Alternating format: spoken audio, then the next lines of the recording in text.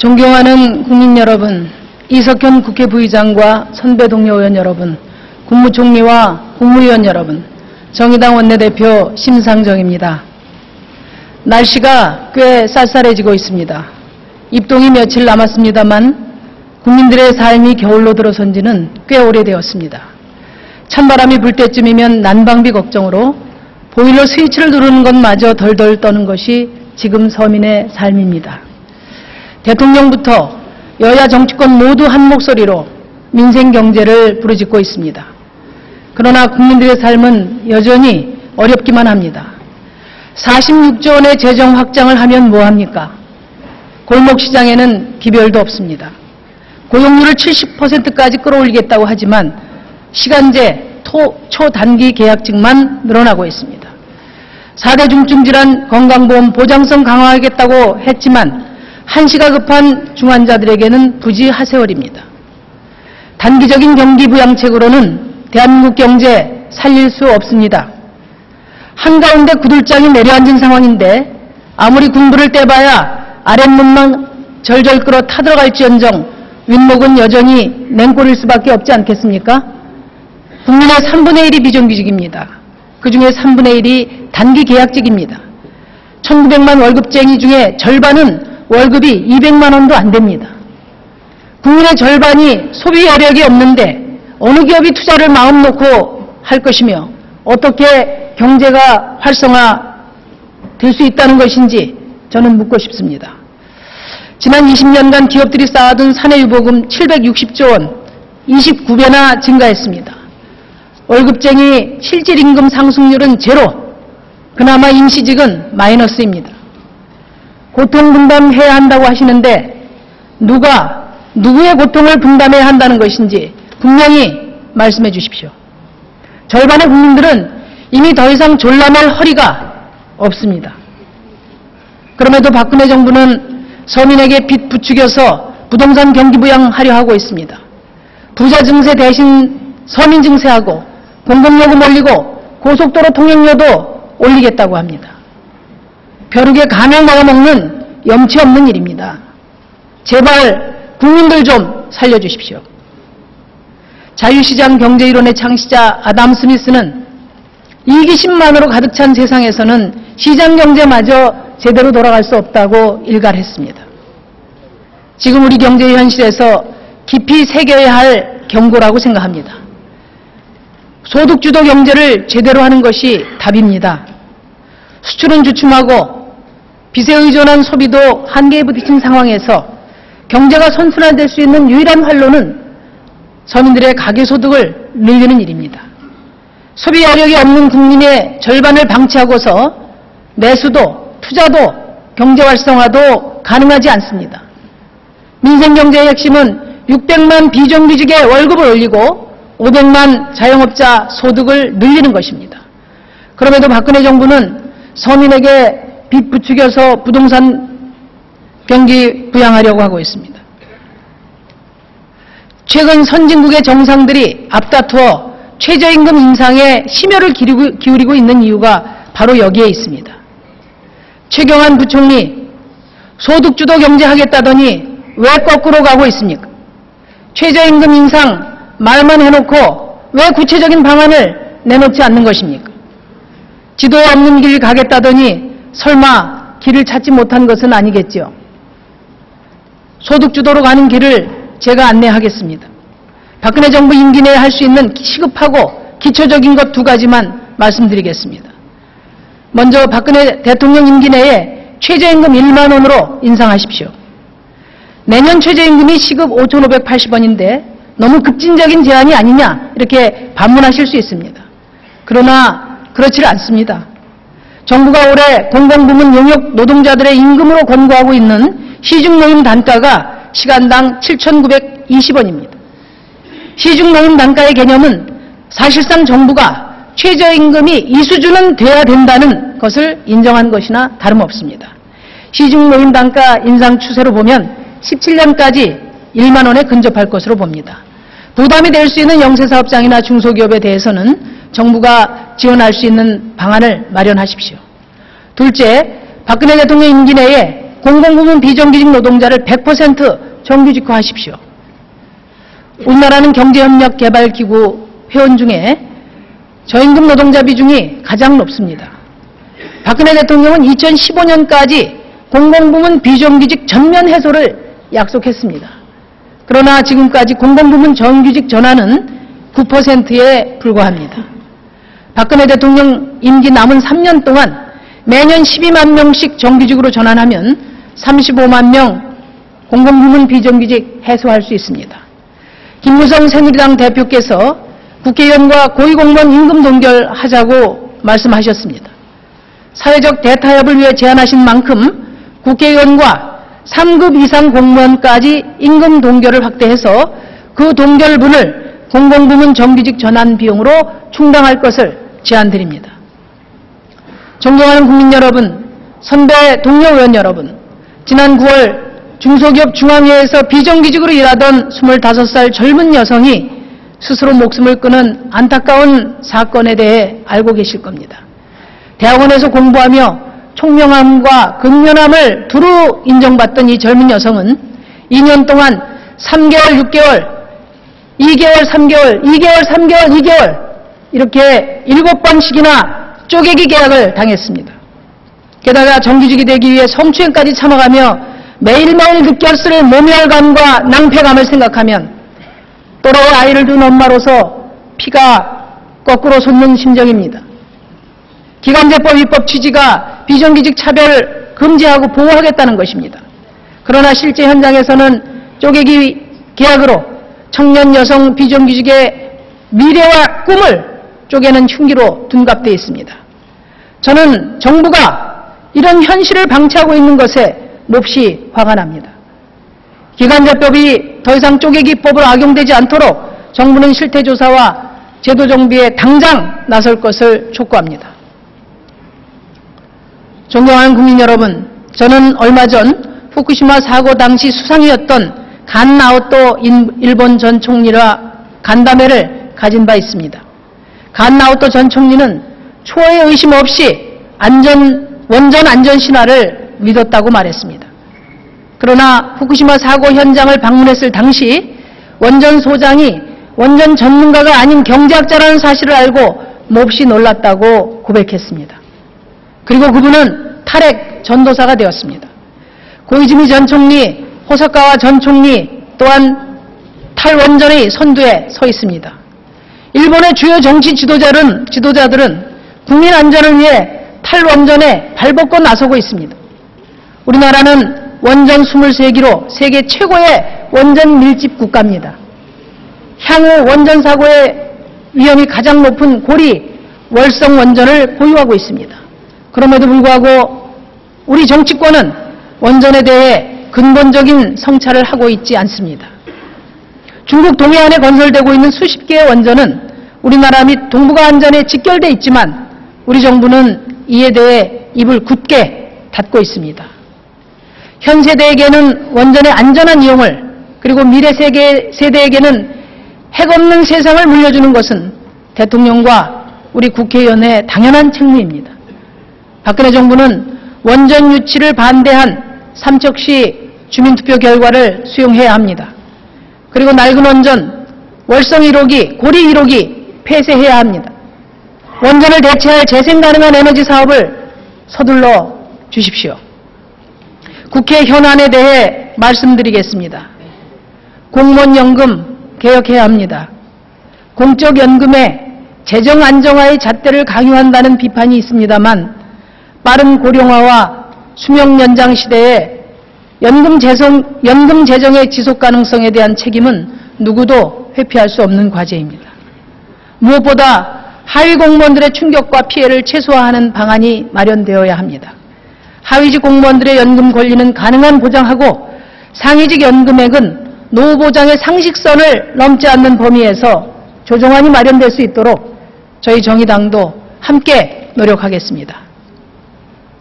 이번 국정감사에서 공기업들의 부실 원인이 이명박 정권의 자원 외교와 4대강 사업 실패에서 비롯됐다는 점이 적나라하게 드러났습니다. 30조에 달하는 천문학적인 국부가 유출된 자원 외교와 돈 먹는 하마가 되어버린 4대강 사업은 과거의 일이 아니라 미래의 재앙으로 커가고 있습니다. 이러한 공기업 부실의 원인에 대한 진상조사와 책임 규명이야말로 비정상을 정상화하는 공기업개혁의 첫걸음이 될 것입니다. 정부와 새누리당은 자원외교 국부유출 사건과 4대강 사업에 대한 국정조사를 수용해야 합니다. 박근혜 대통령은 경제법안의 조속한 처리를 주문하신 바 있습니다. 경제법안 30개 가운데 클라우딩 펀딩 도입이나 월세를 세액공제로 하는 좋은 법안은 보완 과정을 거쳐 조속히 처리될 수 있도록 협력할 것입니다.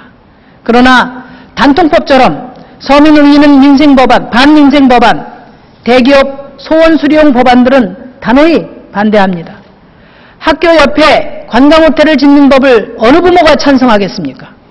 의료비 상승과 의료 안전을 위협하는 방안은 대형 병원을 위한 법이지 국민을 위한 법은 아닙니다. 분양가 높이고 부동산 투기를 조장하는 법, 카지노와 같은 사행산업을 육성하는 법들에 대해서는 반대 입장을 분명히 합니다. 정부가 제고해 줄 것을 촉구합니다. 누리과정 예산은 국가예산으로 편성되어야 합니다. 우리 부모들은 먹을 것 못 먹고 입을 것 못 입으면서 무엇에 앞서 아이들 교육에 지출하고 있습니다. 그런데 이 정부는 다른 거 다 쓰고 돈 없다는 핑계로 교육재정을 부도내려고 하고 있습니다. 부모 마음을 헤아리는 정부가 되어주십시오. 야당이 제안한 무상급식, 여당이 제안한 누리과정, 소중한 두 가지 교육복지 정책이 잘 정착될 수 있도록 국가가 재원을 뒷받침해 주어야 합니다. 존경하는 국민 여러분, 선배 동료 의원 여러분, 지난 10월 30일 헌법재판소는 내년 말까지 국회의원 지역구 인구 편차를 2대1로 조정하라는 결정을 내렸습니다. 헌재 결정에 따라 62곳의 선거구가 조정 대상입니다만 연쇄 효과까지 고려하면 사실상 전면적인 선거구 개편이 불가피해 보입니다. 헌재 결정으로 여러 의원님들의 마음이 복잡하고 분주하실 것입니다. 이번 헌법 소원을 주도한 저도 헌재의 긍정적인 판단을 기대했지만 이렇게 전격적으로 결정되리라고는 예상하지 못했습니다. 존경하는 의원 여러분, 저는 헌법재판소가 선거구 개편을 명한 지금이야말로 정치개혁의 골든타임이라고 생각합니다. 서로의 이해관계만 매몰되어 소중한 기회를 놓친다면 우리 정치는 더욱 암울해질 것입니다. 그러나 우리 국회의원들이 국민의 이익을 앞세우는 선거제도 개혁에 발벗고 나선다면 대한민국의 미래는 새롭게 열릴 것이라고 확신합니다. 한국의 정치개혁은 단순 다수 대표 소선거구제의 철폐로부터 시작되어야 합니다. 정치에 대한 신뢰가 바닥난 것이 비단 어제 오늘의 일은 아닙니다만 이제 임계점에 이르렀다는 절박한 위기감을 비단 저만 느끼는 것은 아닐 것입니다.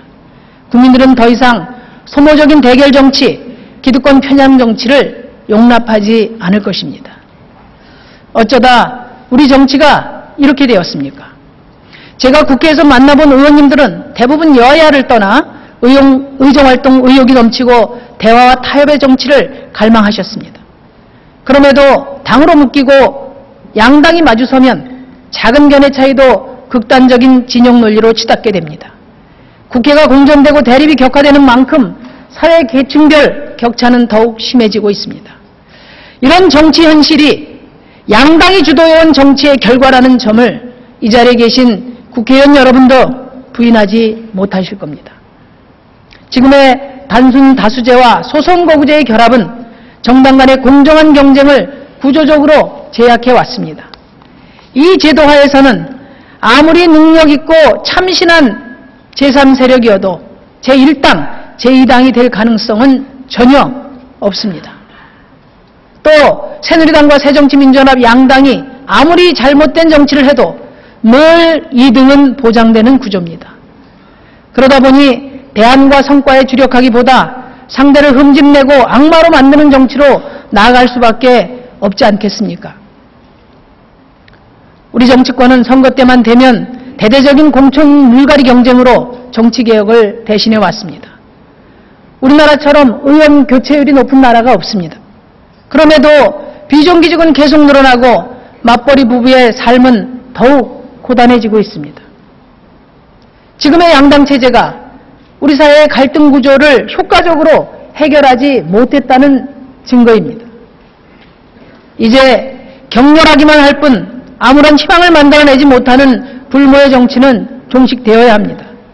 민주화 이후 20년간 우리 정치를 독과점해온 양당의 경쟁 구조를 허물고 정치에도 공정한 경쟁 질서를 전면적으로 도입해야 합니다. 이번 헌재 판결 취지를 보면 절반에 가까운 유권자의 표가 사표가 되는 단순 다수 대표자야말로 임금 편차 못지않게 국민의 평등권을 침해하는 것입니다. 또 선거 때마다 반복되는 단일화 파동, 인위적인 합당은 또 다른 정치 불신의 이유가 되고 있습니다.